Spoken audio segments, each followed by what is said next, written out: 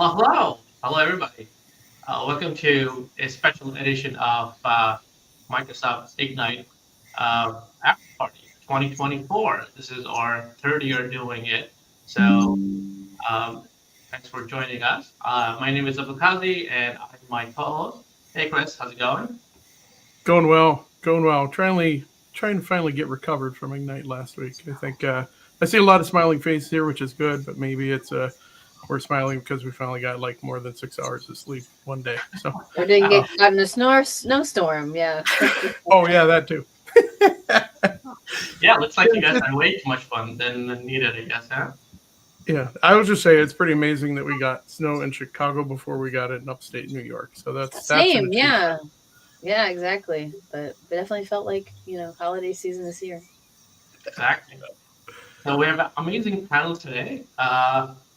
So with that being said, uh, and apologies, we have some technical difficulties, so uh, we're a little bit late on time, but here we are. So let's get started with the panel. So let's start with Mona. Mona, you want to introduce yourself, talk to us about and where you are, what you do. Yeah, absolutely. Hi, everybody. My name is Mona Ghadiri. I'm a Microsoft MVP in both SIEM and XDR and cloud security.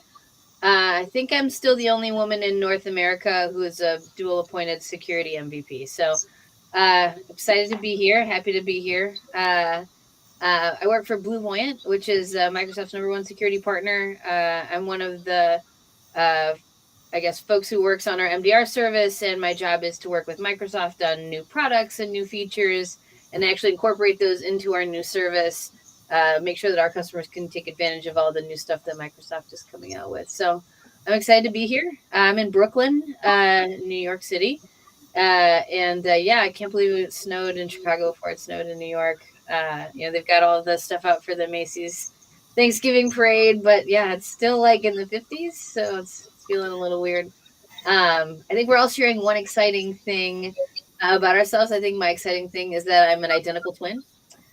She is not in cybersecurity. She's a lawyer, but we did Mm, give our first panel talk together on using AI in the legal industry. So we had our first real life overlap of our careers. So, but I'm excited to be here.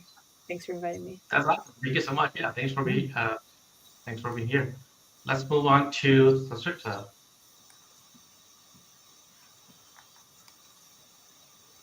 You're on mute. Did you say Sucheta? Sorry, I didn't hear Yeah. that. Yeah. Okay. Well, thank you, Abdul and Chris, for this opportunity, and I'm so excited to be here. I am Sucheta Gawade, dual MVP. My award categories are Azure and Intune, and my focus area is endpoint management and security. I specialize in modern management, enterprise security, and mobility. And I currently manage an endpoint engineering team in a healthcare organization in the US. I'm based in Ohio in the US. And the most exciting thing to share about me at this point, I would say, is that I'm so thrilled with my first in person Ignite experience. And I can't wait to talk more about it. So, yes, I have a lot to share about the adventure during this discussion, and thanks for having me. Thanks so much. Yeah, looking forward to talking to you. Next up is Diane. Hi, my name is Dian Taylor, not Diane, but Dian. So Sorry, apologies usually for that. that's okay. It's a mistake. It's being made all the time. So I'm going to start with my fan fun fact because I'm actually from the Netherlands, so we pronounce our letters a little bit different than in English. So I live in Florida. Another fun fact is my little friend over here. Say hi to everybody. Taki. He's also in my videos. So like I said, I live in Florida. I work in Florida, Boca Raton. And I work for RSM, where I'm director of pre-sales, which means that I get to play around with the cool stuff that's out there and then do demos for customers. So glad to be here. So thanks so much for the invite. Very cool. Thank you so much. Next up is Liji. Hi, thank you, Abdul and Chris, for having me. Excited to meet you all and be on a fantabulous panelist this.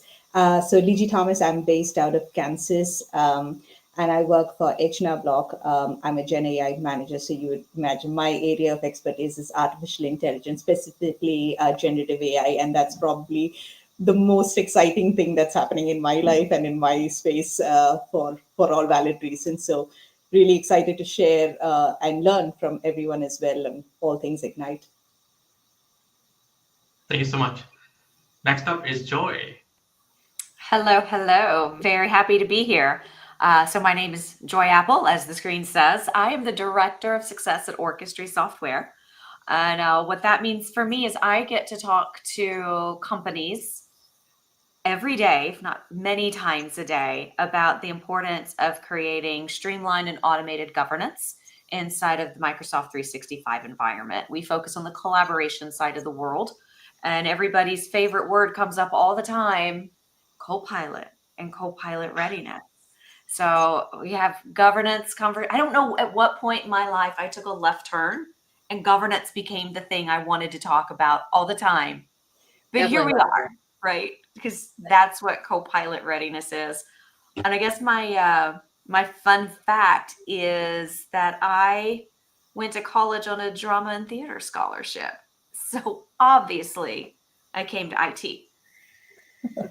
And also I like Christmas, Chris, I think you pointed that out. Yes, Christmas is my favorite. Amazing. Thanks for Amazing. having me.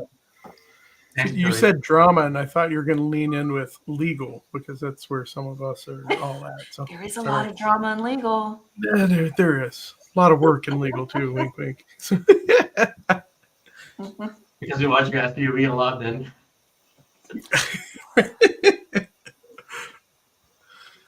Next up is Dan. Hey, Dan, how's it going? Hey, thanks for having me. Chris mentioned this in passing at Ignite, and I said, hey, I'd love to join. My name's Dan Ray, and I'm MVP in both Teams and Copilot now as of July. And I'm a learning consultant where I focus on Microsoft official curriculum and Microsoft custom curriculum. And I've done everything from Teams, communication, and collaboration training to end user and Teams training to Azure fundamentals, Microsoft 365 administration, et cetera, as a trainer. And then I spent about 13 years at Microsoft full time. So I'm a alum of Microsoft and a fairly recent MVP, 2.5 years. So thanks for having me. Yeah, thanks for being here. It's a pleasure. Awesome. And Dan's way too kind, by the way. What he really meant to say was, Chris and I were at the After Ignite party on Thursday night, and Chris was yelling at the top of his lungs, saying, Dan, will you please join this session with us? Oh.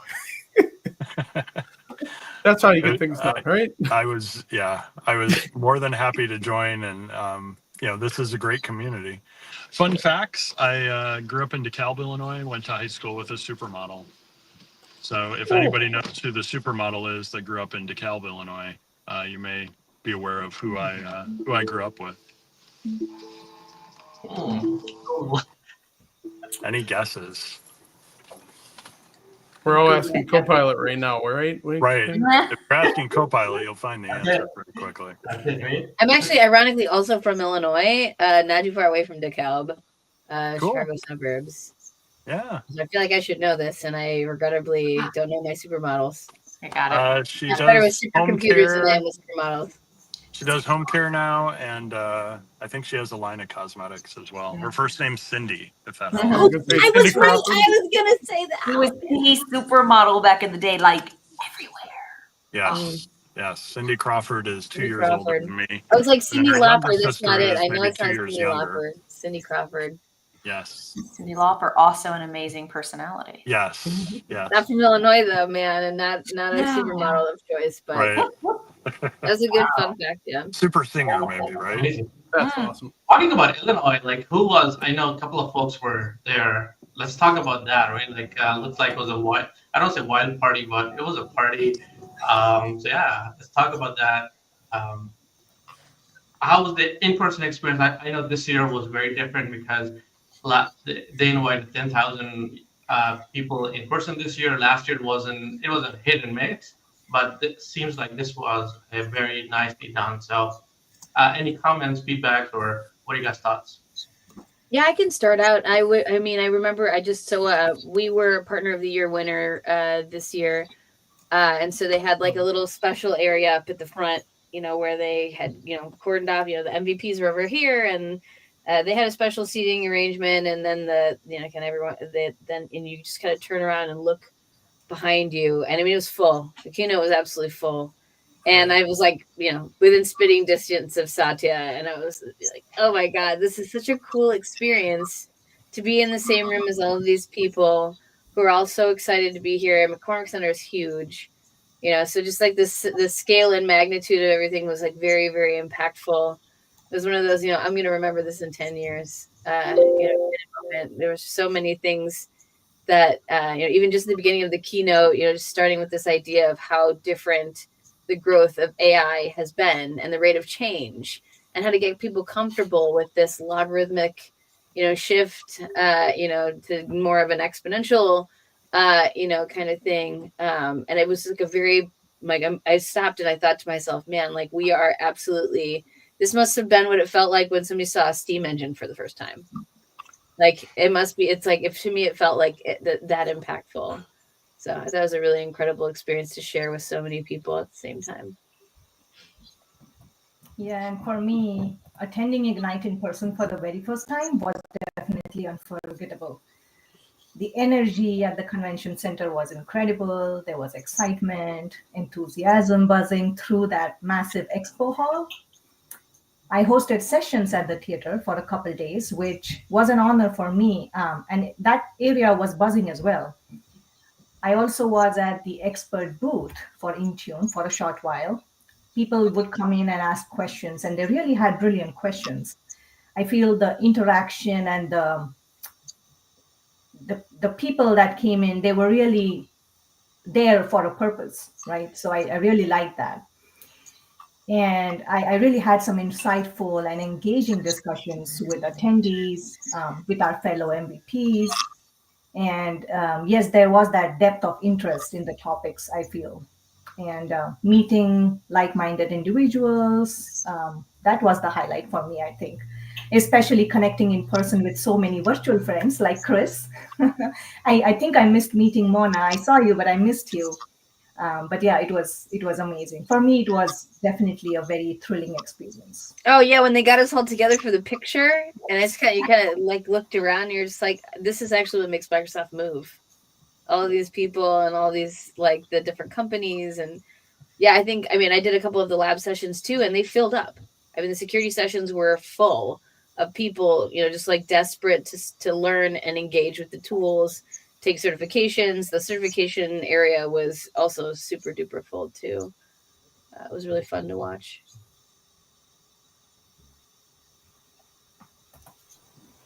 This was my, I think, 9th Ignite. I was at the very first one in Chicago, and then I went to Atlanta and Orlando, did the 2 that were back in person in Seattle, did the virtual ones. But being back in person with scale, the 2 in Seattle were very small compared to this, and this was small compared to like the last one in Orlando that I remember in 2019. But just seeing people in person again, being able to interact, and then having so much just game-changing technology. I worked at the Copilot Plus PC Surface booth along with Chris, and we got some never-before-seen out in the wild demos that we were able to share with other customers. And it was really, really fun to not only interact with the Microsoft folks, but Chris, thank you. I do not have my Copilot Plus PC in the car with me, but I have a Surface Pro 9, which is the 3rd edition. I had a Surface Pro X, which was the 1st edition of an ARM-based Surface. And then I have the 11th edition, which is the Copilot Plus PC and has features like recall, Windows recall, available on it, but we didn't have that to light up until Ignite. They had 2 of the computers loaded with internal builds of very early builds of recall. So it's fun to get to play around with it, hear about it, interact with Microsoft, and show some people for the very first time that feature.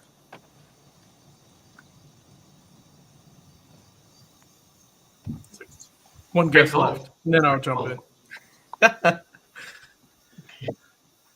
So I did not get to go in Ignite in person, but I will say thank God for free digital pass. It definitely helps making it an event of this magnitude and this scale accessible across the globe.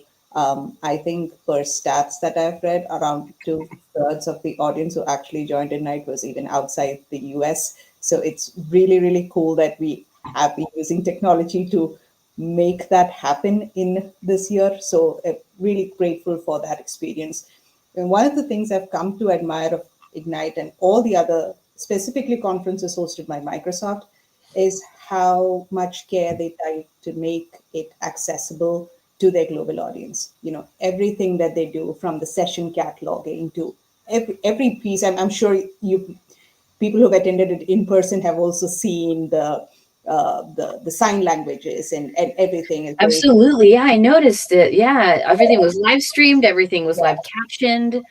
They had interpreters. Yeah, sign language interpreters for a lot of the sessions. yeah. Yeah, I they did a really great job with it. appreciate and respect that a lot because it almost seems like it is first party experience to make that, and it's not something that's bolted on at the end as another feature. So it's something that's very admirable of Microsoft conferences in general, I say, and this Ignite was not very different. So And so many like local watch parties. I know that here in New York, a couple of the MVPs set up a watch party for anybody who couldn't make it. And I was like, wow, that is so amazing that this community wants to find other ways to participate and create community, which I think is one of the greatest parts of being part of the Microsoft world.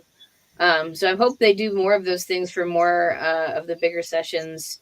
We were talking before here about Build and some of the other conferences, but yeah, I really think that kind of hybrid, how do we use our technology the best to make it actually work for everybody, is like, who better to do it than Microsoft? They literally have everything you need to make this work in a hybrid environment. I really think they did a good job pulling it off. Yeah, I They think really even do walk the walk. They don't just talk about work from anywhere and hybrid and how do you make things better or equal for people that are in person in the office or remote. They put the work behind it, and it definitely shows. Mm-hmm. yeah, I think even with the online experience, you still feel the vibe. Mm-hmm. That's how they make it possible. Like my past few years I have been doing the digital experience, and it was equally thrilling for me. Obviously the in-person is a different game altogether, but you still feel that energy, that enthusiasm, which is amazing, which they really take all the effort to make that happen, which is incredible. Oh yeah, and some of those live translation demos during the keynote were incredible too. Like just to kind of what we were talking about, this idea of like digital versus not, and hybrid and accessibility. I was like to see, for those of you guys who didn't have a chance to tune in, they did one of the first real live translation demos using AI in a Teams meeting, where even like it sounded like him. His mouth was moving differently, but like it was amazing to just see the other people in the meeting not even have to skip a beat or wonder what's happening, not seeing any confused faces, right? Even it's just like such a different experience. I work for a global company and we struggle a lot with, things like this. And I think the other part for me is I left with like an entire notebook full of ideas of all the things that I wanted to research and try and that were coming out in public preview, and that we're also just like I couldn't cram enough even into my day. There were like 3 or 4 sessions I wanted to go to at the same time. So I really think that the amount of programming too was just incredible. And there's a lot more cross-pollination, I feel like, happening than in previous years at Ignite too. Hearing a lot of the same things, a lot of the same vision. That idea of best of suite, I think really is kind of coming together for Microsoft too. And like getting a chance to hear that, they actually are doing this whole AI everywhere. And, a lot of this AI Foundry stuff does really work, in a very interconnected, kind of way. I was like, oh man, this vision of this interconnected world of not just Microsoft, but other cloud technologies, or not just Microsoft, other, things that you're happening in your workflows, was just really reaffirming to hear that the North Star of Microsoft very much is like, we want you to make this work in the platform, but there's nothing stopping you from really seeing this as an extensible place to do your other work, which I think was just an amazing kind of thesis statement above all of the different, things that I was able to participate in too. No, that's great. Yeah. So let's jump into our main discussion, and then let's take. Or Chris, do you have some comments about the event you want to talk about, or do you want? Oh, I mean, just wrapping some of this together, like Mona, I love how you kind of touched on, and Joy, I think all of us kind of touched on it, but for past few years, I think we've been told by Microsoft, or at least encouraged, to have these better together discussions, right? Mm-hmm. And it really delivered this year between Build, between Ignite. It really truly was. It's like it wasn't just a session on like here's zero trust and whatever else, and it's all endpoint management. It's like here's zero trust related to how you manage data sovereignty or data governance or whatever else, and kind of piecing all these here's things Purview together. and Copilot. Here's Teams and thinking about like more of the security side of things. And I feel like as ever like the Secure Future Initiative, I really is like that one of those things I feel like has also really permeated a lot of other places.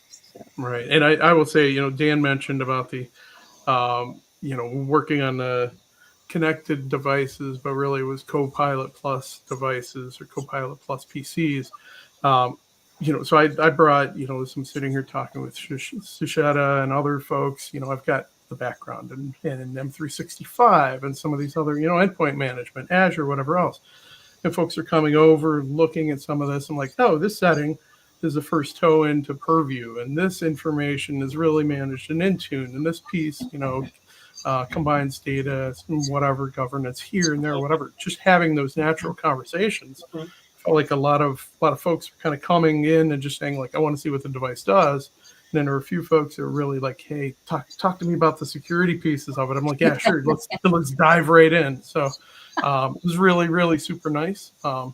Great fit by Microsoft. I told them that a few times because I didn't know what I was getting into until I got there. And once I saw it, I'm like, this is brilliant. Whoever it is, whoever made that decision, thank you. Really bright folks over there. Yeah, that whole unified endpoint agent strategy is really paying off. Even so, I ordered that device Saturday. Just not a plug for it, but any Copilot plus PC, I got it in a day and a half. It was at my house in a day and a half. Oh, wow. So it's for my daughter mostly. I'll borrow it every once in a while, but borrow. We're gonna demo things together, so we'll see how this goes. But just generative AI features like right directly on the device. No, I don't have to rely on connectivity to the internet for a lot of this. Legal profession, it's like we're trying to move and be safe and secure and whatever else. It's nice to see that that's an option, and I expect at some point, wink wink, to have more local models that we can kind of just do stuff with and not have to worry about an impact of reaching out and pulling stuff or cooking an egg on your laptop. That too, thank you. I did not pay her to my laptop. I'm not kidding, man. But seriously, I'll just say that Dan and I saw for the hours that those devices were up and running, it was probably 5 o'clock in the morning to about 7 o'clock at night. There was really logistically no heat coming off them. Yeah, we weren't opening Visual Studio and building C++ or Rust applications, but we were doing pretty intensive demos, some, jostling around of things. Even the device I have here, did a bunch of updates on it last night, got it recall ready for all the Gen AI stuff. It was running for about 4 hours straight, and it was just a little warm. So not even hot. And that's barely using CPU.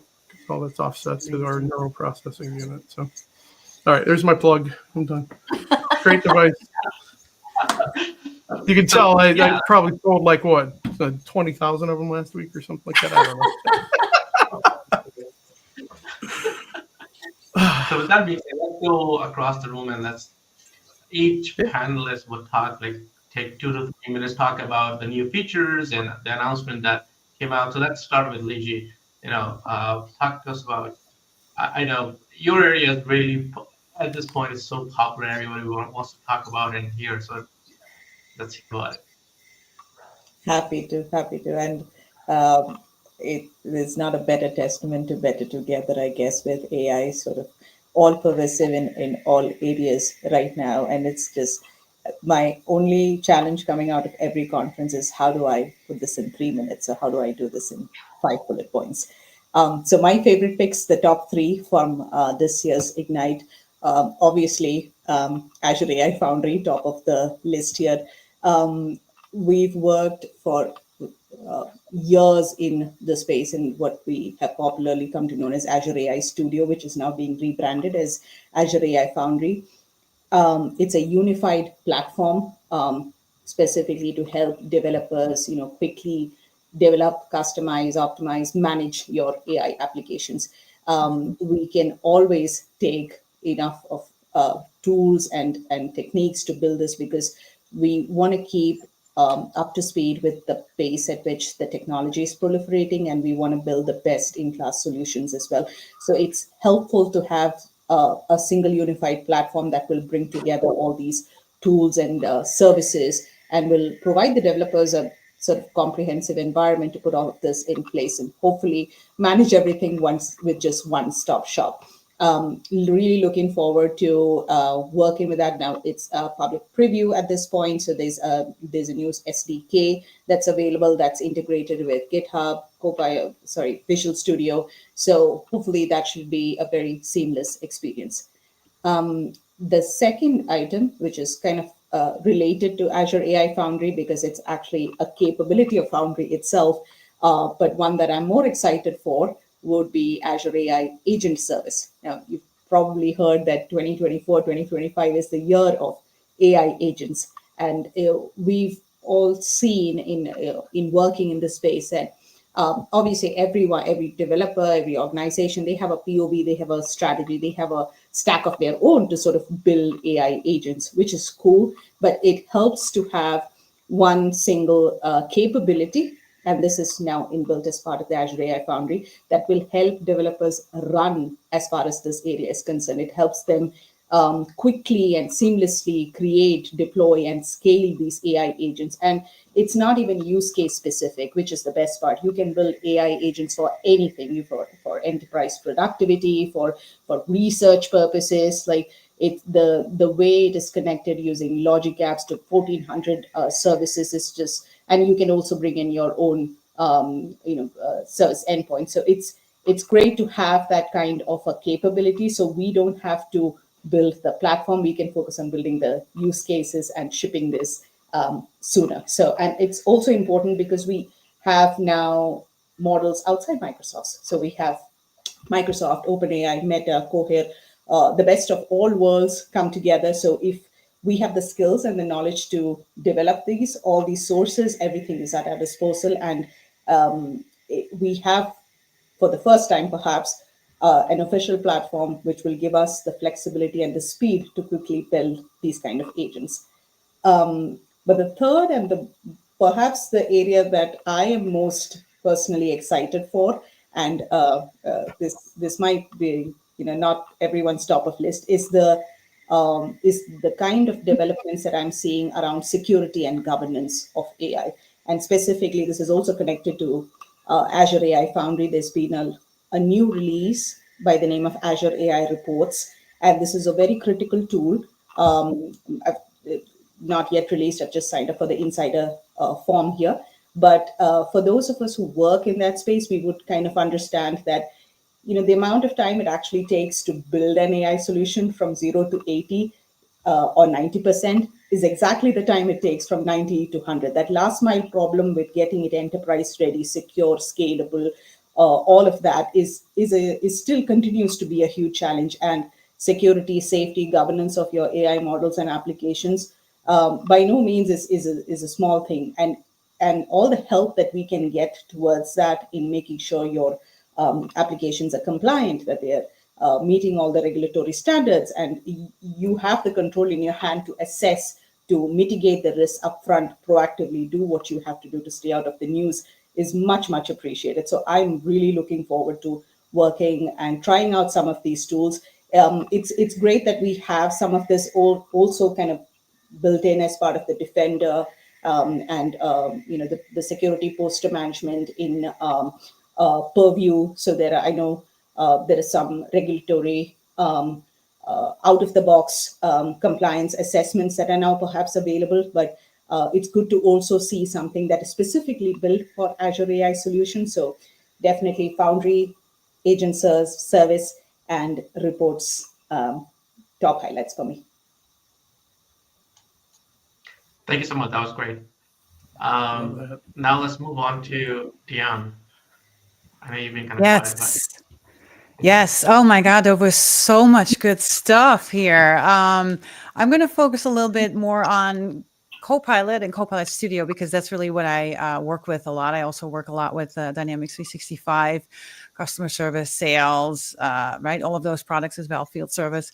So the first thing I wanted to mention is something that they've already talked to us before, like a year ago, I think, the autonomous agents, right? I actually was able to write an article about that and do a video on that, like on the day that Ignite started is when I was able to publish it. So basically this kind of allowed me to play around with it a little bit and to build an autonomous agent from scratch because, right, there were a lot of articles out there already about kind of what it was doing. So it's really allowing businesses to automate, to use an agent to almost like automate business processes. And you're going to say, okay, well, why won't we just use Power Automate Flow for that? Because it can be a combination of all those things, right?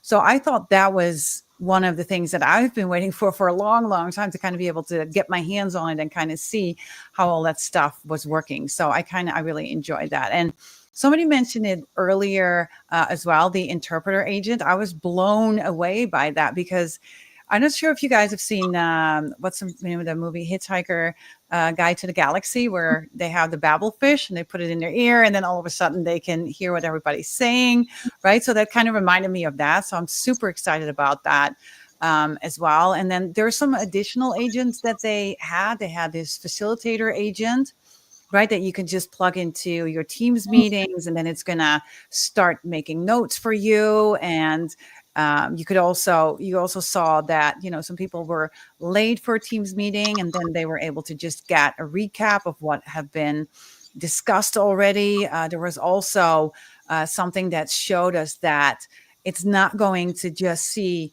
what was said, during that meeting, but is also going to look at what was shown on screen, which is crazy, right? Because we didn't have any of that before. So I'm super excited to get my hands on that. And then obviously I talked to some of the customer service people from Microsoft. I've known them for a while now. I've been MVP for almost 5 years. Yes, 5 times.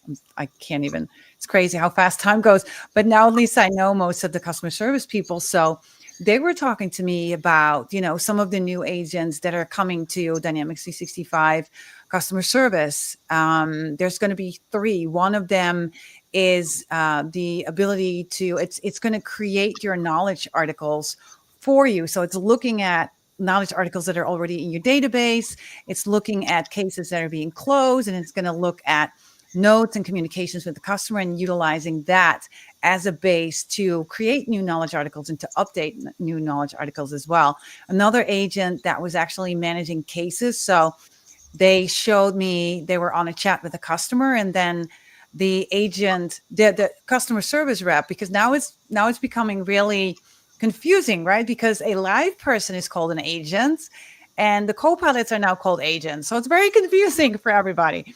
So I thought that was really cool as well. And then there was another agent, and I forgot what the name of it was, but that agent was actually allowing the I'm going to say co-pilots for now, because again, I don't want to confuse people, but the live agents or the customer service people, if they have a conversation with the client, sometimes it's hard for the co-pilot agent to kind of understand what the intent is, right? So there was kind of like an intent type of agent that was also helping with those communications between, right, the co-pilots and the customer. So I thought those were really cool things as well. I mean, I can go on for like 2 more hours because there were so many cool things that were there, but I want to make sure that everybody else has some things to talk about as well. So yeah, but those were kind of my favorite ones that I learned about.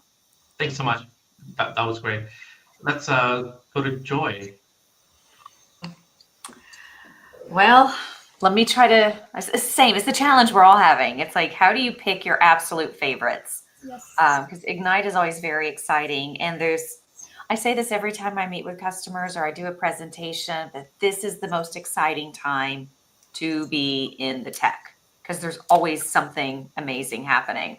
I love seeing Copilot.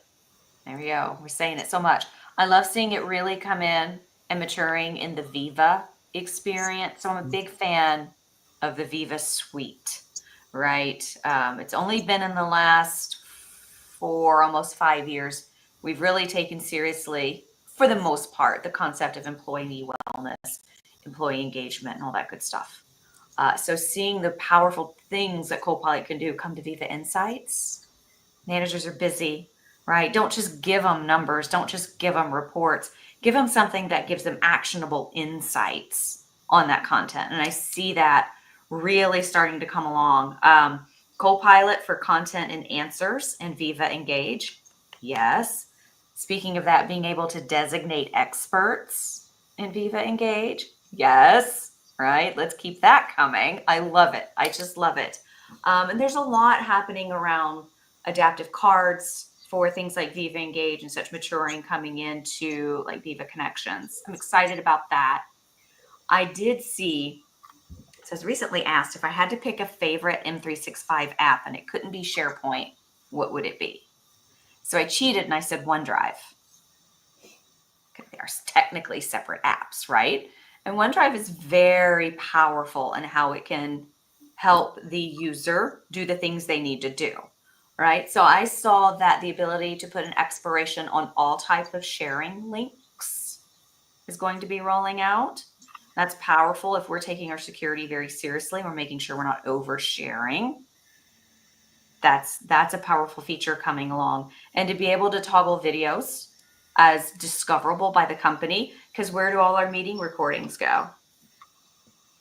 Right? If we're not doing the channel meetings. So I'm seeing a lot coming in to empower the day-to-day user. Now, I would be lying if I didn't say I'm totally geeking out about the future potential of agents. Right? Am I the only one that sees like this digital thing with sunglasses and a hat and a trench coat, right? But I see that visually, and I'm thinking about these agents that we're going to take, and they're not spies per se, but we're going to be able to teach these agents to be experts, to truly make Copilot our Copilot day in and day out, helping us with our content and really reducing the friction to upskill, to create the content that we need. I think we are entering into such an exciting time. But I'll stop talking now so we can go on to the next person. But those are just a few of my takeaways. Amazing.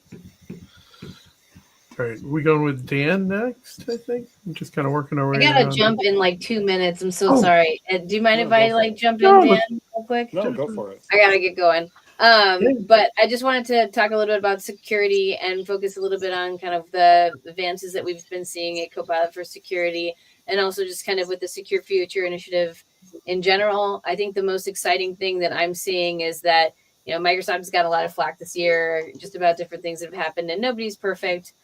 These are massive companies. But I think that the amount of money, effort, time, and energy that are being placed towards helping every part of Microsoft take another look at security, think about the way that they're designed, change and you know, end of life some old APIs that aren't safe anymore. I've really just been very, very impressed with how things are being adopted. I also think that the embedded experience for Copilot for Security in all the different places, you know, between Defender and Defender for Cloud and, you know, some of the Intune stuff, I'm sure Sucheta can talk even more than I can about it. But I've just been so amazed at how great Microsoft has been about bringing the AI to me where I'm already working. And so in the similar vein of what Joy's been saying about the agents being the specific things that are going to help us, and Microsoft realizing where it is that we do our work, right? We are closer, I think, than ever to having a more secure way to get to that frictionless future, you know, around our data and the way that we communicate with people. And so I'm super excited. And I think that some of the new exposure management stuff, if you haven't checked it out, please That's my one feature that I would highly recommend. It went GA. It will change the way that you think about security because we can't protect all doors the same. Not everything behind the doors are the same. And so exposure management helps you decide whether or not, if it's your firstborn child or $10,000 or a lion, that you can protect those things in the right way. Otherwise, you're saying these are all doors, they all need locks, and the locks should all be the same because they're doors. And that's the way cybersecurity has been for years. And I think Microsoft is doing something incredibly inventive here that brings the problems of cybersecurity of like, oh, emerging vulnerabilities or this bad actor, right, into concert with the things that we actually need to do or change to make it better. So I'm sorry to leave you guys all early, but this was so fun. I really appreciate the opportunity. And I'm sorry to miss what Dan's going to say because I'm sure it's going to be great. But thanks so much for the time. I appreciate you guys. Thanks. Take care. Thanks so much, Mona. Thank you. Okay, next up is Sucheta. Okay. So I am going to focus on endpoint management, and there definitely have been a lot of exciting announcements around not just Intune, but also Windows, as well as the cloud PC and AVD. But talking of Intune specifically, there has been a focus on enhancing security, expanding platform support, improving device management capabilities, basically making the lives of admins as well as end users better. And I really like that. And Mona touched upon Security Copilot, right? So Security Copilot in Intune has expanded out to more platforms, which is amazing. There has been Windows Auto Patch integration with Copilot and Intune, or coming soon. So I'm excited about that. Even around like device hardware inventory capabilities, there have been expansion around capabilities, from like Windows to iOS, Android, Mac OS, Linux devices. Getting more device properties such as the CPU, TPM, which is going to help admins assess upgrade eligibility better. So I think that's helpful. And other than that, I think as far as Windows goes, the most exciting part for me was really the Windows 365 Link device that I got to grab. I actually saw it physically. That was very exciting because this Link device, it's like a cloud-based compact mini PC, and I'm trying not to call it a thin client, but it's going to help connect to the cloud PC in seconds. So it's going to make using a cloud PC seamless for end users, so they don't have that intermediate step of logging into a Windows device. So it's really going to be helpful. And it can be managed through Intune. So that's another thing where I'm really looking forward to, testing it out, using it in Intune, through Intune for end users. But then a couple of the other things around Windows. One was the hot patch that I heard, which is coming for Windows 11 as well as for cloud PCs. So hot patching is definitely going to make admins' lives better because upgrades will be seamless. We don't need to reboot machines anymore during or after upgrades. And by upgrades, I mean software patching. So that's going to be helpful. There was some administrator protection that was announced, and I think it's mainly around, say, if system changes are required and admin rights is needed for that, then a user is prompted to kind of securely authorize using Windows Hello for Business, which is like the a better preferred MFA solution, right, or authentication solution. And then standard user permissions would still be default. So that's going to be helpful for end users. There was Windows backup that I heard about, which I think it enables backup of settings on Windows 10 and Windows 11 devices that are hybrid or intra-joined, and then can be seamlessly restored for users on new or re-imaged Windows 11 intra-joined devices. So it's all around, making it better from an admin perspective as well as from an end user perspective. And I kind of touched upon the the cloud PC and the AVD related announcements. Again, I think there was some mention about the cloud PC frontline capability where it can be provisioned in shared mode. And I'm really interested in anything that's shared mode because working in healthcare, catering to needs of doctors and nurses where they need to work on shared devices, I think anything that I hear about making the shared devices configurations better, that is interesting to me. So yeah, I think those were kind of my highlights, other than the AI and the agency things and the Copilot related stuff. Thanks so much. And lastly, Dan. Let's hear from Dan. His thoughts. Yeah, I had to look up what it was called, but the 0-day quest really had me interested in identifying security vulnerabilities, paying for those discoveries, and tightening up those types of security holes that we may have had in Windows for years and years. I like to tell stories about things that even Windows 10 had as defaults from a security perspective that go back, 10, 20 years.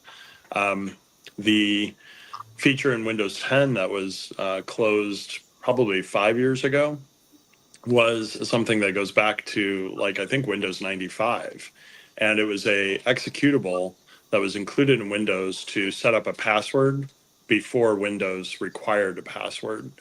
And this executable sat on the client computers as well as I believe servers for years, and nobody thought to take that executable out until people started using that to essentially mimic ransomware, right? If there's a password that I have to type to boot my computer, it kind of feels like ransomware if you don't know the password. So that syskey exe was removed in Windows in 2017. I don't believe it was a 0-day quest or a 0-day type of attack. But as soon as Microsoft, from a security perspective, started seeing people getting calls and bad actors using this syskey executable to put a password on that the user didn't know and that the user wouldn't need to know until they rebooted their computer. So it wasn't ransomware, but it kind of acted like ransomware. It makes your computer unusable till you remove it. It was removed in 2017. So giving those same types of things that have existed in the operating system, maybe for long periods of time, some light and making sure that they're not allowed anymore is great. The final thing I'll mention is we tried a community initiative we called Community Condos at Ignite this year.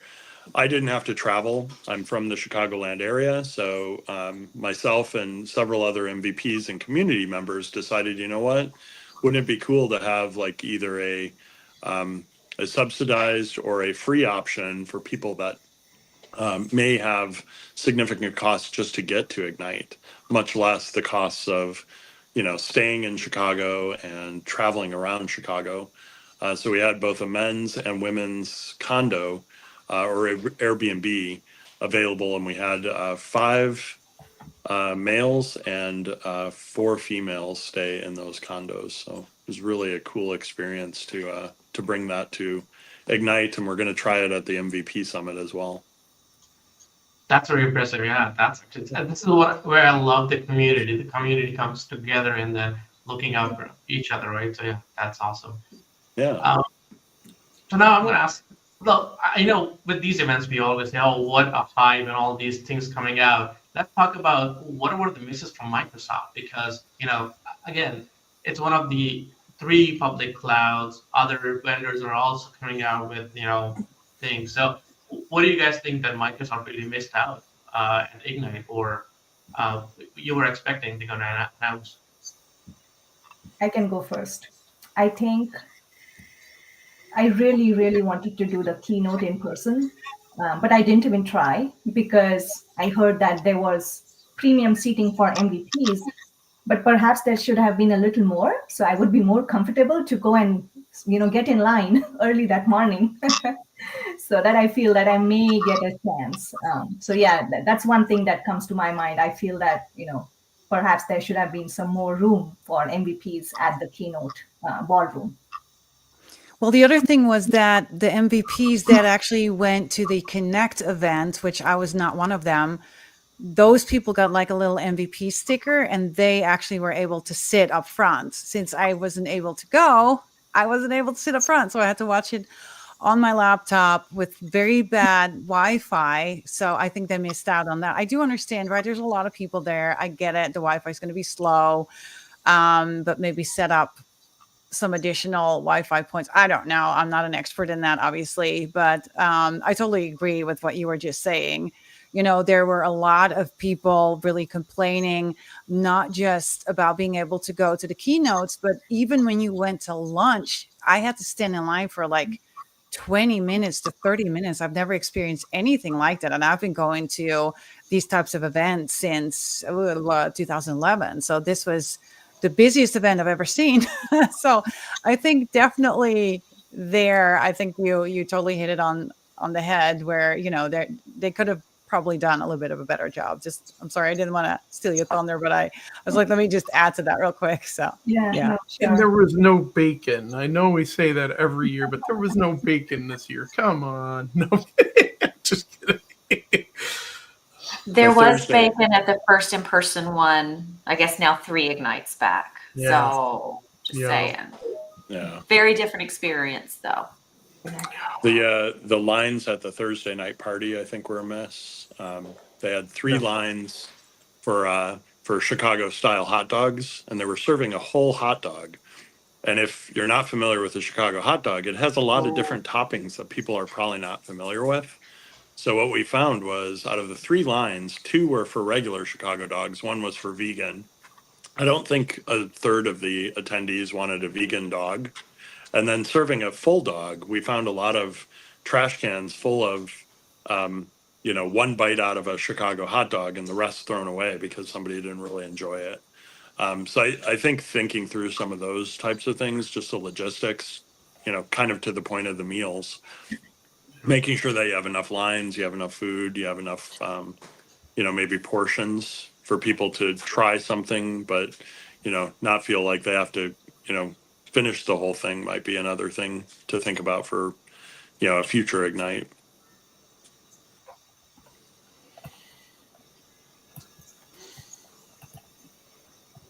What about from a product standpoint? Any features? Like obviously, we being the MVPs, we also get to see a lot of things behind the scene before it gets announced publicly. But anything that you think Microsoft should have been on the A-ball. I did hear from a couple of attendees that they were hoping to see more sessions around Server 2025 or PowerShell. I think perhaps those topic areas didn't have a lot of sessions or didn't have, the exact sessions that attendees were looking for. Yeah, I there also was a little flip with that one. A lot of people were saying that it automatically got updated. Their servers got automatically updated to 2025. Oh yeah, Oh, yeah. I heard about that. So yes, there was a patch that I think was a bit incorrect. And if it went on your Windows machine, like a Windows client device, it will upgrade it to 2025, the server OS. That thankfully did not happen in my organization, but yes, I've read about that. Yeah, people have faced that problem. I did hear from my coworkers that were on the ERP side that there were not a lot of FNSC sessions. I also thought that BizApps was kind of small. There was not a lot. Maybe I didn't hit everything, but I couldn't really find a lot of BizApp sessions. So I kind of felt they missed out on that because there were so many BizApps MVPs there with not a lot of sessions to go to. Yeah, Copilot is great. Copilot Studio is great. But we also kind of wanted to see how that works together with some of the business applications that are out there, right? Again, that's kind of how I felt and how some of my coworkers felt about that. It's kind of a missed opportunity, I feel like. I know on the Copilot Plus PC and the ARM-based processors in the new many of the new computers from Surface and Microsoft partners, OEM partners. One thing that I heard from a number of attendees was questions around app compat. And I spoke to somebody at Microsoft about the idea of maybe we crowdsource some of that. You know, if I've tested, Chris, you've got one now. If we test the apps that are important to us, even if it's not like an official, excuse me, Microsoft, you know, testing and application approval or stamp of approval, maybe it's, you know, that unofficial, you know, 10 people from the community have tested this and say it works. Right. And I think that would be helpful as we move into another one of those app compat kind of, you know, waves with new processors and new computers, because you don't want to end up getting a computer and realizing something you need that's mission critical to your organization or vertical doesn't work on those computers. There's Right. workarounds like a cloud PC, right? But that might not be for everyone. But to know what that list is, I think was something I heard that, you know, Microsoft could think about different ways to maybe make that either more available or more, you know, more current. Well, just to add on a little bit, Dan, to what you're saying too, for the ARM devices, I know, you know, I think we probably all did this. Here's one super important thing. We're going to come back to our business and then pitch and talk and see if we can get some movement, right? And one was, I know we're evaluating hardware. So my workplace, we're evaluating hardware, trying to figure out what to do with Windows 11. Yeah, you bet your bottom. I came in today or yesterday and started talking about, you know, should we look at Snapdragon? How do we kind of manage and whatever else? They even got some feedback today from one of the folks saying, you know, Lunar Lake, like the Lunar Lake processor is really kind of where you want to be for app compatibility. But I'm kind of excited. I'm nervous at the same time because, you know, legal, we have like 500 or 600 apps in house. So I'll tell you real quick whether or not it succeeds, floats, or fails. But yeah, we'll see. You know, as we can get some availability, get them in house, get them built, and just give them a run through. But yeah, it'll be exciting to see Microsoft's response to what we find too that maybe doesn't work. So. And I think they have to do a balance between the hardware and the cloud as well, right? Because with cloud costs going up exponentially, especially after post-COVID, a lot of people are like talking to customers. They're like, oh, how do we kind of pull back? And some customers actually are moving back to on-prem because of the cost. So yeah, I think Microsoft, that's what also focus. And I don't know if you guys have get the same sense or not. But I've heard about the cloud repatriation. Is that what they call it? That's the word for that. Oh yeah. Going back. Well, I know with Azure Stack HCI, hyperconverged infrastructure, where you can run Azure on premises, you know, that's been out for a while now. So I think Microsoft has seen, you know, a cloud-based opportunity, and then maybe managing that cloud wherever you decide to run it. You know, that's extending to maybe other areas where, you know, either internet can't be assumed to be reliable, or like you said, maybe cloud costs are, you know, being incurred at greater and greater expense. Something like running Azure on premises might be another answer to that. And then what you can do in that, you know, would be the other component of that. Azure isn't just one service or a few services; it's hundreds of services. So getting a sense for, you know, which ones are available and which ones have that on-premises equivalent would be interesting too. Dan, if you don't mind, yeah. I don't want the Azure police coming out after us. Azure Local is the name. So there's a rebrand there, yeah. So Azure Local kind of covers, you know, what was kind of Azure Stack before, yeah. and Azure Pack before that. Microsoft loves their renames, right? Right. Very much. Well, and it's interesting because they will say, you know, originally, yeah, you could go and download, you could install your own, you know, stack. And then I think there was a lot of complexity. People just didn't have the right networking settings. There was a lot of feedback saying, hey, this doesn't work. It's like, well, maybe didn't meet the requirements. Wink, wink. But it is a thing, and we're still back kind of in the Azure local approach where you still have to meet those requirements, and then you should be good to go. But I think it's easier to get there now than it was before. Yeah, I talked to Jeffrey Snover at Ignite 2019 probably about he had like a ThinkPad or a device that was really tricked out, and I said, is there any way to run this locally? And he said, it's not supported hardware. And I was thinking, I'm not looking for supported hardware, I'm just trying to play around with it. So that becomes the other balance, right? With Teams room systems, sometimes there's a way to hack it and get it working, but then there's does this scale, is this supportable type thing.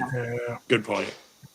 On the cloud versus on-premises perspective, I talk to customers all the time that are really struggling with the storage costs.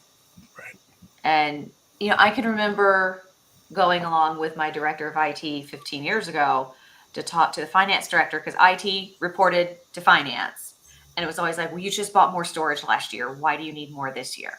So it's not a new conversation, because the answer is you won't delete anything and you won't stop making new data. What's it going to be?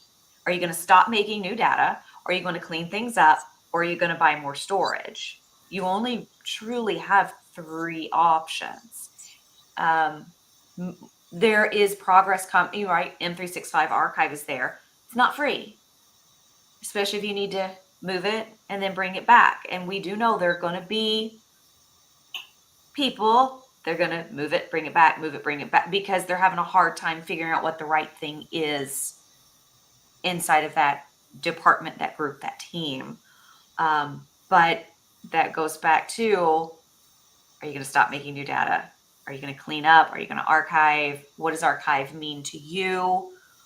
Some good moves have been made around the versioning story now, because on premises, right, you just you just had deltas for every version. Well, now it's a full true copy, and that's killing people. So it's a good conversation. I'm seeing good progress being made there. And obviously, Microsoft is hearing that by giving us more power and control over how we manage versioning and the archive capabilities. But there's definitely work to do there to kind of get those things offloaded into a cold storage or out of SharePoint somehow appropriately. I'm probably that's a great. So I was saying, I'm probably the only person in the room who's smiling, because AI development costs are going down by the day. So I'm really happy and grateful for that. Yes, training continues to take a lot of money. Microsoft and Gemini and everyone spend millions of dollars, OpenAI spending millions of dollars to train the models. But we're very grateful for the development costs going down every other cent. And we hear it's nowhere near the diminishing returns. So all the more reason for us to be happy. So,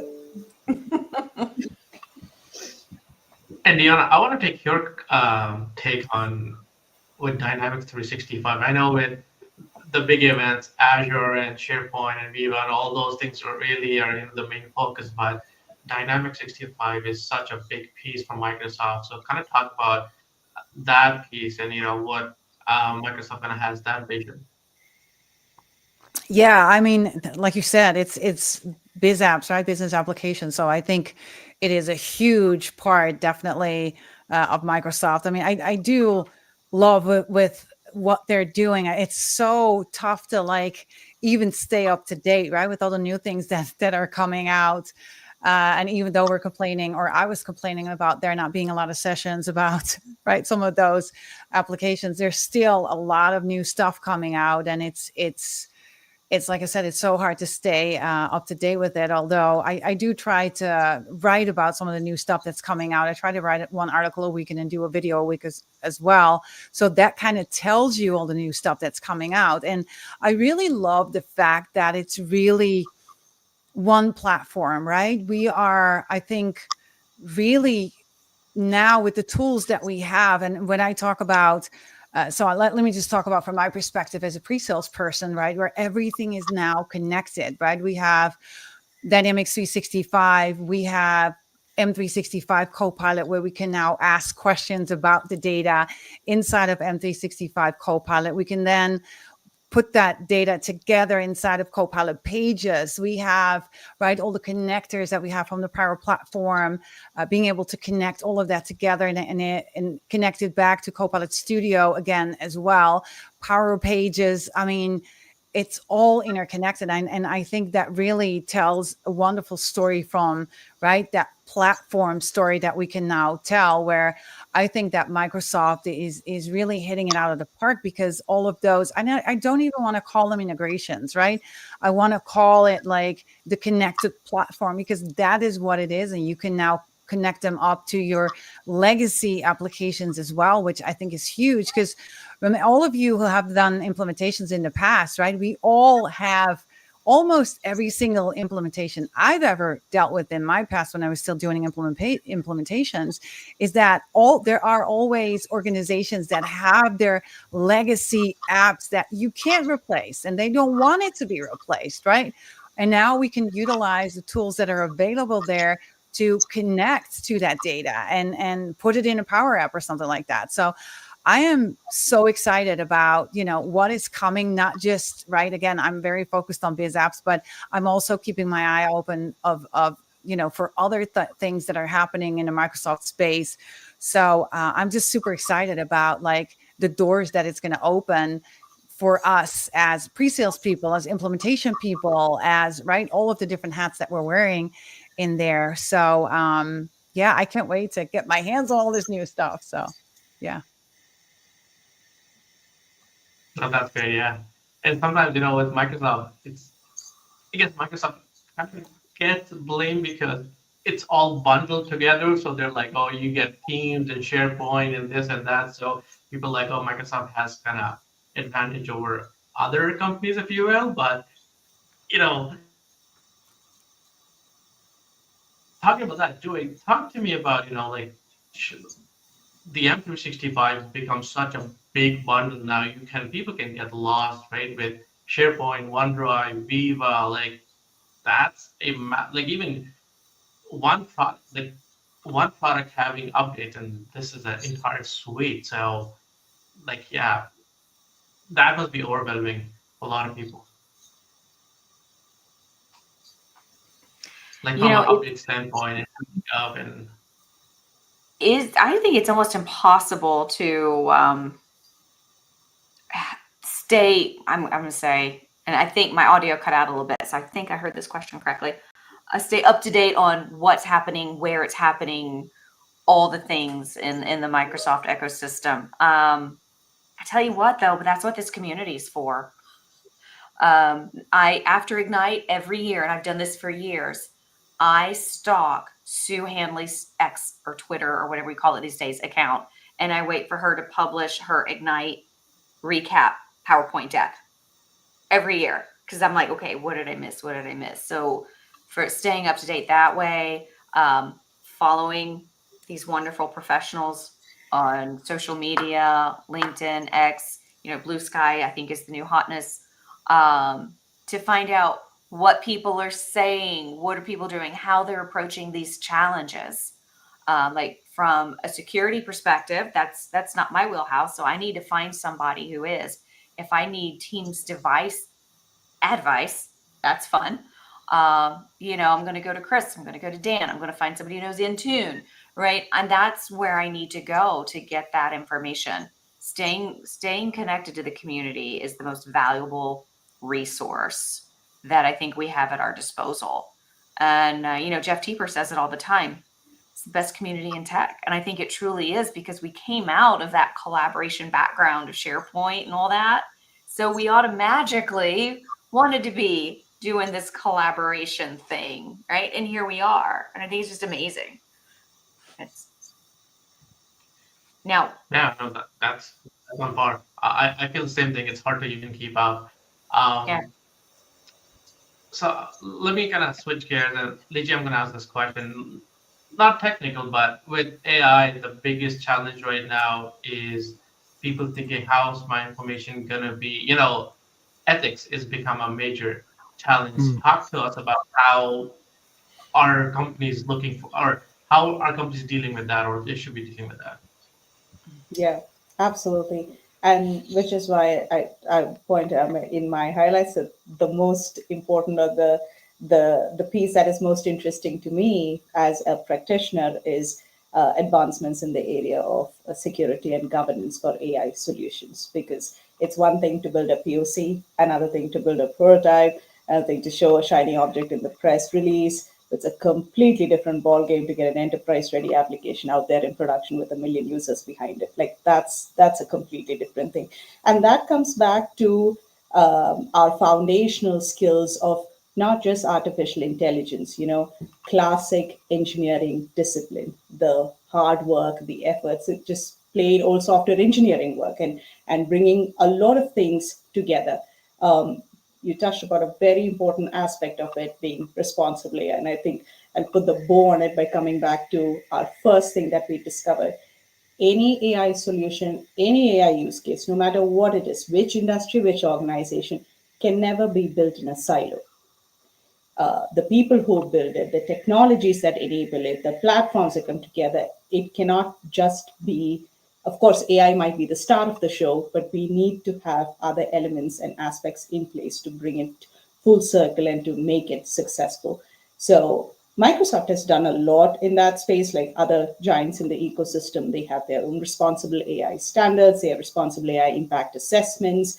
And the area that I think a lot of people have been looking forward to is how do you move forward from just these point in time assessments? Like, okay, I did an assessment of my solution today in November and I feel good about it. Great. But things change in our area in 24 to 48 hours. How do I keep on top of this? How do I keep assessing? How do I monitor? How do I know what's happening live in production when my AI is exposed to talking to millions of users? Like, how is it behaving? Is it behaving? What do I do about it?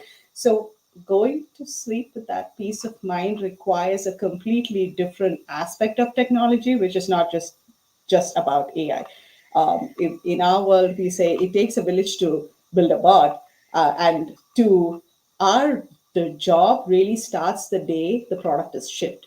Like if you think just building AI is a problem, like welcome to the good news. Like it really starts the day you ship, and that's when you stay awake and like say a Hail Mary and like, God, I hope this goes well. Because the kind of things that are possible with this technology and these models is still such a vast area for a lot of us to still just figure out. So any help, any tooling, technique, processes, platforms, and I will tell you, it is an area that is still maturing. We still don't know what it is capable and not just capable of.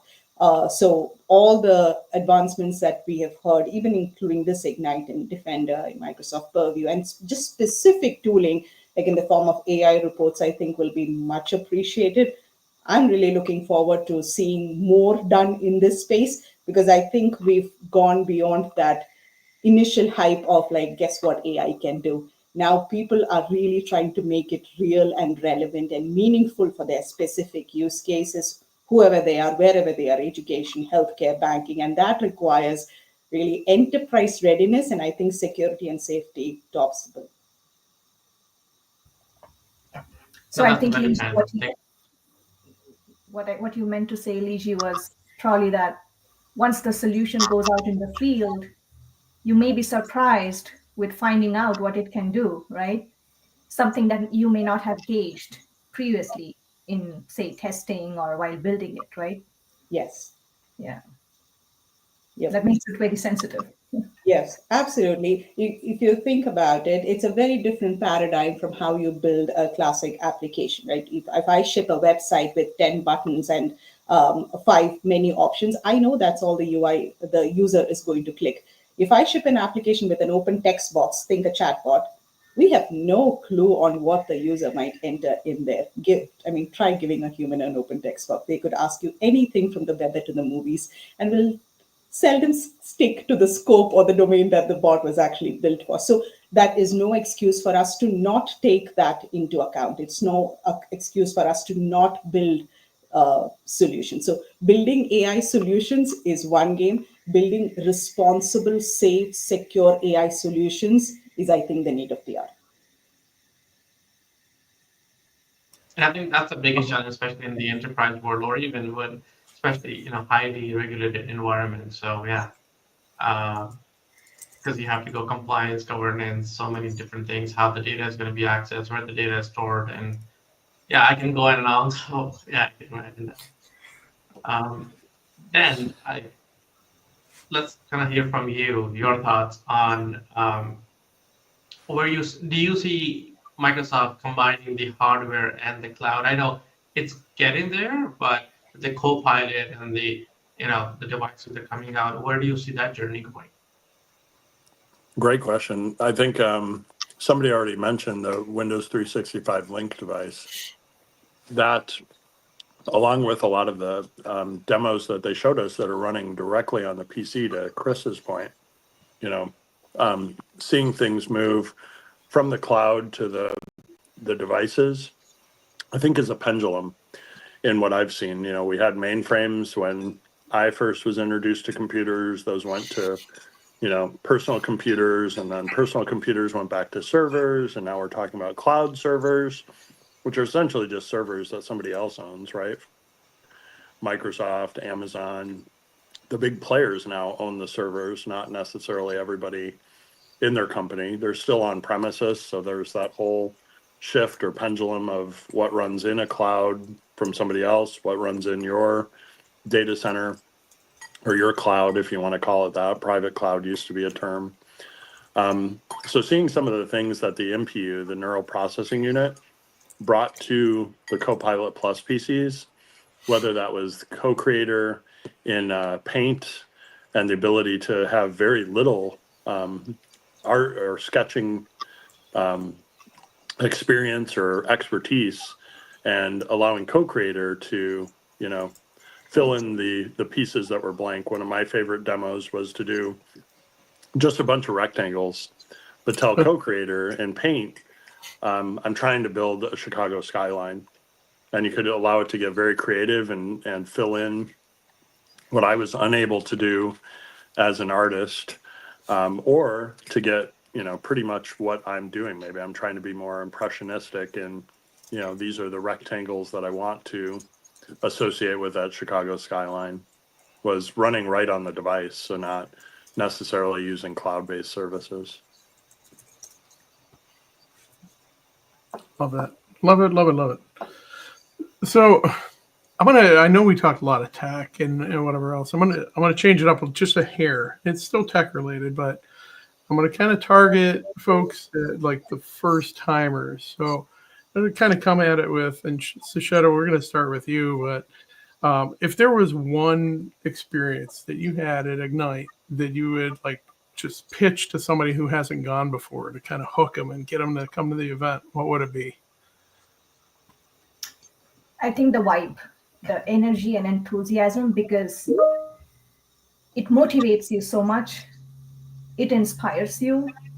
You see other people around in the area who are so excited, they have questions, and that really makes you think, so and this is for our viewers, if you're a techie and you've never been to Ignite, you should go in person if you get a chance, because that will change your life, in one way or the other. And that's my highlight, I guess, from that first time attendee aspect.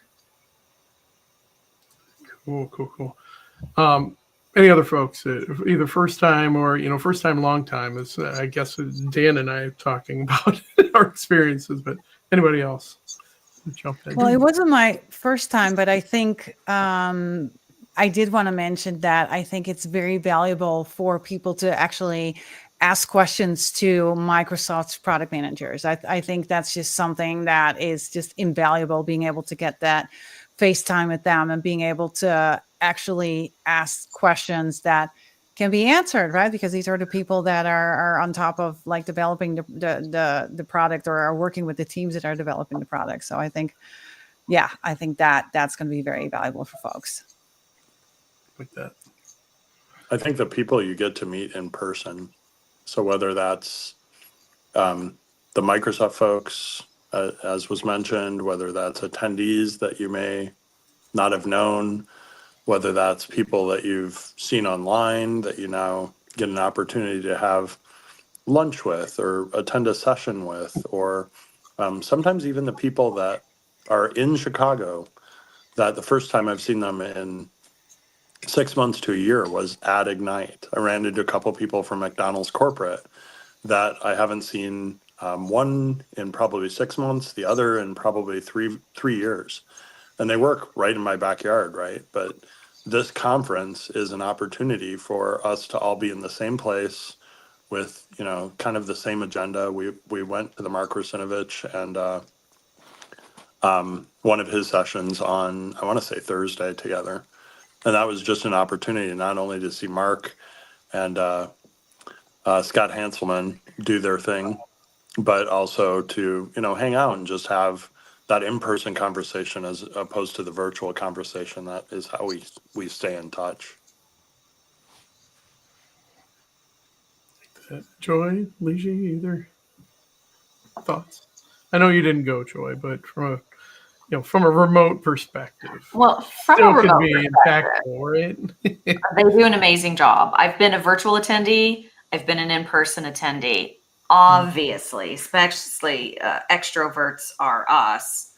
I always vote in person, right? Getting to be a part of it, getting to go. I have a Surface device because the last time I was at Ignite, I got to go play with all the devices and I absolutely loved it. So I ordered it from Ignite. Getting to interact with the speakers, right? Being there real time, asking the questions. Nothing can replace that. Honestly, it's really amazing having that real time interaction with your colleagues and your peers, even though you've never met them before. It's absolutely amazing.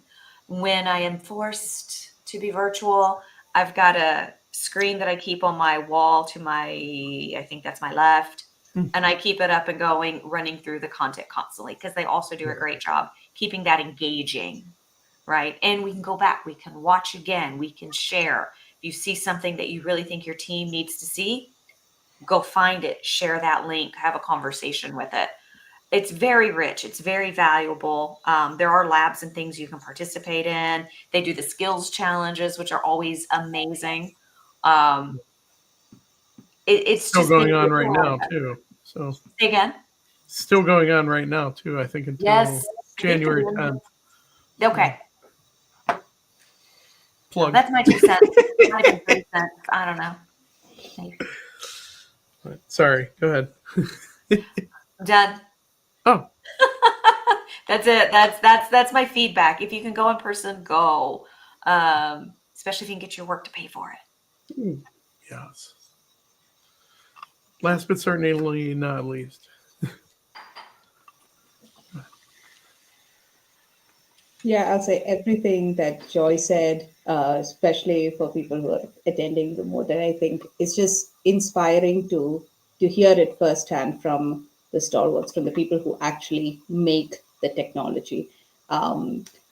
One of my favorite all-time poems has been "The Man in the Arena." It's good to read press releases. It's good to see, especially about AI, the kind of stuff that I read and I come across on Twitter or X or everything on a daily basis. And I like, who's writing this?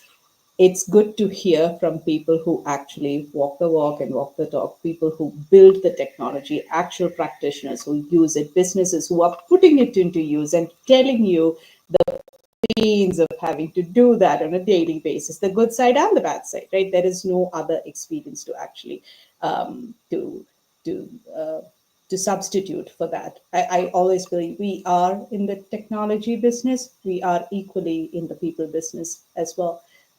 That the word community that we always use, the Venn diagram where any union of that people and technology together, that is where really the magic happens. So opportunities like Ignite and other conferences that can actually bring that to fruition should not be missed at any cost. I'm sorry I missed it this year, but next year, yeah. That's all right. Dian, you're back. Yes, my laptop said this is enough. Oh, yeah, well, I mean, I think we're nearing the end anyways, but I don't know if you caught what I'd asked was just one thing. Like, I can't recall if this was your first or, if you've been to Ignite before, but if there was one hook that you could sell to everyone, to get them to come, what would it be? Like one experience that you had or some hook. Yeah, I've been multiple times. So for me, like I was saying earlier as well, it's really being able to get the FaceTime with the PMs. I think that is gigantic. And some of the things that were said earlier as well, it's like, right, the buzz of going in person and what Dan was saying as well, right, meeting the community, meeting other folks, being able to, go to lunch together with people that you've not that you didn't know before, and basically setting up that network, learning all the new things. Obviously you can do that remotely as well, but yeah, I definitely, I mean, for me, it's like going to these conferences, any of these conferences is always, especially the Microsoft ones, right? Because now we're really getting like all the new functionality from the horse's mouth. I think is just crazy, right? It's just, I always feel like, of course, we go to the parties afterwards, right, Chris? So, like you I said don't know earlier, what you're talking about. you plead the fifth. So we're always exhausted because we're talking to so many people. But for me, it's Right. also learning so much, right? I usually do go back and rewatch some of the videos because there's just so much content that's being thrown our way, and for us to digest it and understand it completely. I like to go back and rewatch some of those recorded sessions as well. So yeah. Good. Yeah, I always refer to these events as we're in like firehouse mode. Somebody just kind of cranks it wide open. You're just standing in front of the thing, like, all right, I've had enough water. Oh wait, there's more. Hold on. Oh yeah. Oh, awesome.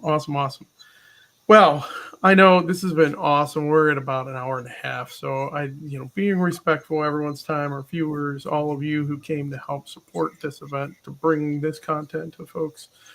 Thank you. Awesome having you all here. Abdul, any parting words or anybody else? Quick comment before we wrap.